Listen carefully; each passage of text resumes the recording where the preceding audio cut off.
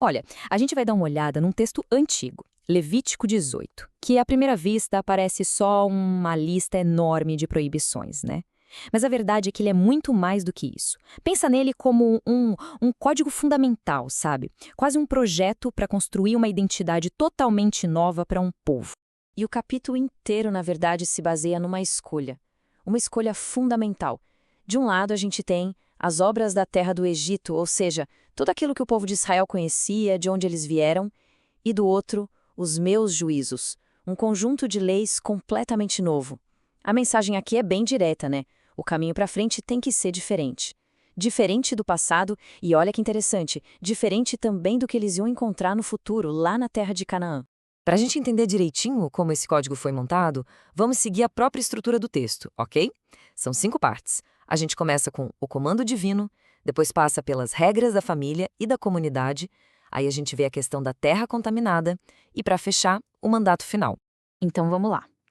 A coisa toda começa com uma instrução bem direta de Deus para Moisés.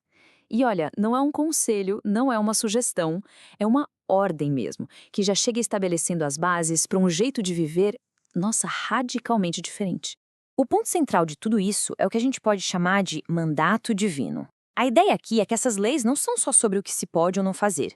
Elas são sobre criar uma identidade. Uma identidade moral e cultural única, sabe? O objetivo era bem claro: separar o povo de Israel das outras nações que viviam ao redor. E para deixar bem claro quem está falando, a autoridade por trás de tudo isso é reforçada o tempo todo. Essa frase, "Eu sou o Senhor, vosso Deus", ela aparece várias e várias vezes. Funciona quase como uma assinatura divina, sabe? Um lembrete constante de onde vêm essas leis e do peso que elas têm. Ok, agora a gente entra na primeira. E olha, na maior parte dessas leis, o foco aqui é a unidade central de qualquer sociedade, a família. É impressionante a atenção que o texto dá para definir os limites, principalmente os limites éticos e sexuais, dentro do núcleo familiar. E a base para todas as regras que vêm a seguir é essa proibição aqui, a proibição central. A expressão descobrir a sua nudez pode soar um pouco diferente para a gente hoje, mas é basicamente um eufemismo para relações sexuais. Então a lei estabelece um princípio bem amplo que proíbe o incesto com o objetivo claro de proteger a estrutura da família. A partir desse princípio, o texto começa a detalhar, de forma bem metódica, cada uma das relações proibidas. E a primeira, a mais fundamental de todas, é com a própria mãe, claro, o vínculo mais próximo que existe. Logo em seguida, a lei se estende para as irmãs. E o texto faz questão de dizer que essa proteção vale para todas, não importa se são filhas do mesmo pai ou da mesma mãe. O código também se preocupa com as gerações futuras, proibindo relações com netas. A ideia era garantir a integridade da linhagem familiar com o passar do tempo. E para fechar essa sequência, a proteção vai além do núcleo imediato e chega na família estendida, incluindo tias tanto do lado do pai quanto da mãe. Isso mostra o quão abrangente esse código pretendia ser. Olha só a abrangência desse código, é impressionante. A lista é super detalhada, cobre relações de sangue, de casamento e até situações que poderiam surgir em famílias mais complexas. O objetivo, sem dúvida, era criar uma estrutura familiar que fosse estável e muito, muito bem protegida. E aí, de novo, como se fosse um carimbo de autoridade no final dessa lista enorme, vem a declaração: Eu sou o Senhor. É para reforçar que aquilo não eram apenas regras sociais da época, não. Eram mandamentos divinos. Tudo bem. Depois de focar tanto na família, o código agora se expande. Ele vai do núcleo familiar para a comunidade como um todo. As leis aqui têm a ver com o que a gente poderia chamar de santidade social, ou seja, como as pessoas deveriam se comportar umas com as outras para manter a integridade do grupo inteiro. Então, o texto passa a proibir atos que eram vistos como prejudiciais para toda a comunidade. Isso inclui coisas como o adultério com a esposa do próximo, o sacrifício de crianças a uma divindade chamada Moloque, relações sexuais entre homens, a bestialidade e até regras sobre relações durante o período menstrual ligadas a uma ideia de pureza ritual. E a linguagem que o texto usa para descrever essas práticas é muito forte.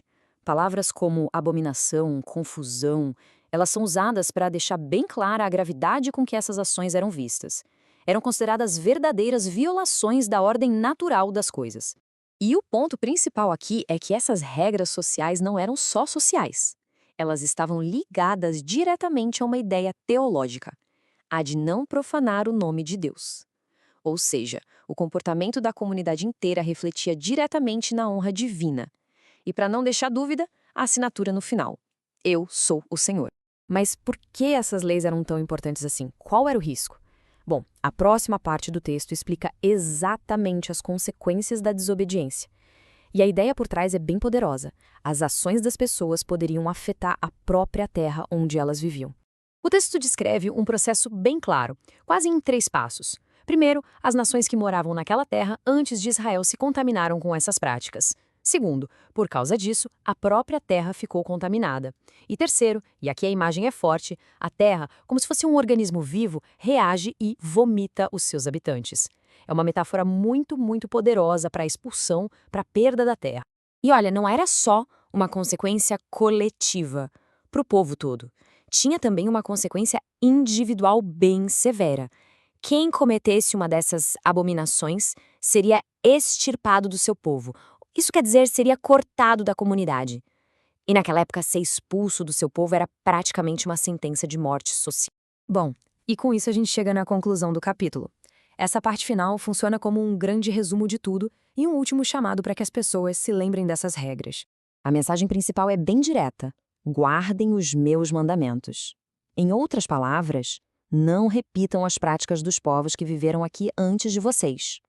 É um chamado claro para aprender com a história, sabe? E para escolher um caminho diferente, para não acabar tendo o mesmo destino. E para fechar com chave de ouro, o texto usa pela última vez a sua assinatura mais poderosa: Eu sou o Senhor vosso Deus. É a afirmação final de tudo, tanto da identidade de quem deu a lei, quanto da identidade que o povo deveria ter ao segui-la. E no fim fica uma reflexão, né? Esse texto antigo, Levítico 18, propõe que a identidade de um povo não é formada só pelo que ele aceita, mas também por aquilo que ele escolhe conscientemente rejeitar. Trazendo para os nossos dias, o que será que define a nossa identidade coletiva?